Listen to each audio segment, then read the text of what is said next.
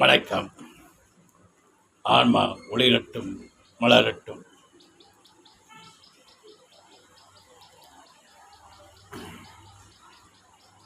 விலங்குகள் மாண்போடு போய்கொண்டிருக்கிறது. ஆனால் மனிதனும் மிருக நிலையாக சென்று கொண்டிருக்கிறான். ஆனால் விலங்குகள் மாண்போடு போய்கொண்டிருக்கிறது. ஒருவன் மாடு மேய்த்து கொண்டிருக்கிறான்.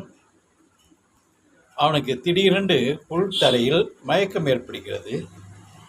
அவன் அப்படியே அந்த ஒரு பக்கத்தில் இருக்கிற இணலில் அப்படியே சாய்ந்து விடுகிறான். அது மாடுகளாக சுற்றி வந்து அந்த மூச்சை உள்வாங்கி அவனையே சுற்றிடுது. ஏதோ ஆகிடுச்சுன்னு இவன் வளர்ப்பு நாய் அது தனியாக நின்றது. அதுவும் ஓடியாந்துடுது. அந்த மாட்டோடு வரக்கூடிய நாய் அதை பார்த்துட்டு இது எதோ ஆகி போச்சுன்னு நாயும் உணரப்படுது.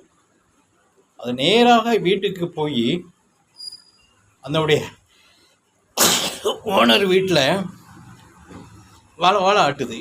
இவங்க புரிஞ்சுக்கிட்டாங்க. ஆளையும் மாட்டையும் விட்டுட்டு இது வராத எதுக்கு வந்திருக்குன்னு புரிஞ்சுக்கிறாங்க. திருப்பி அந்த நாயை நோக்கி சொல்கிறாங்க. சென்றால் அந்த நாய் கரெக்டாக அந்த மேய்க்கும் இடத்தில் போய் நின்று விடுது. மாடுகளும் கூட்டமாக நிற்குது. கடந்து உள்ளே போகிறாங்களோ அந்த மேய்ப்பவர் மயக்கமாக இருக்கிறார். உடனே ஹாஸ்பிட்டலில் தூக்கி சென்று விடுகிறார்கள். எவ்வளவு மாண்பு பாருங்கள். இந்த நாய்க்கு உள்ள மாண்பை பாருங்கள், மாடுகளுக்கு உள்ள மாண்பை பாருங்கள். மிருகங்கள் மாண்போடு இருக்கிறது, மாண்போடு போய்கொண்டு இருக்கிறது. இந்த மனிதன் என்னும் மாந்தர்கள் தான் சில பேர் மாண்பை மீறி தவறான வழிகள் சென்று கொண்டு இருக்கிறார்கள். யாரிடமும் சென்று இந்த ஊருக்கு போக வழி எந்த பக்கம்னு கேட்க முடியல. கேட்டால் யார் எப்படிப்பட்ட ஒன்று இந்த வழி கேட்பருக்கு அறிய முடியாது. எல்லாரும் ஒரு விதமாக இருக்கிறார்கள்.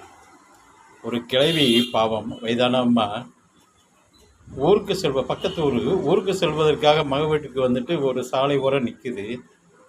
எங்கேம்மா போகிறீங்க அப்படின்னு ஒரு தான் கேட்குறான் அக்கறையோடு. வங்கியோடு கேட்கும்போது இந்த மாதிரி போகிறேன்னா வாங்க நான் அங்கே தான் போகிறேன்னு ஏற்றிட்டு போனாமே தவறு பண்ணி விடுகிறான். இப்படிப்பட்ட ஒரு ஜென்மங்களும்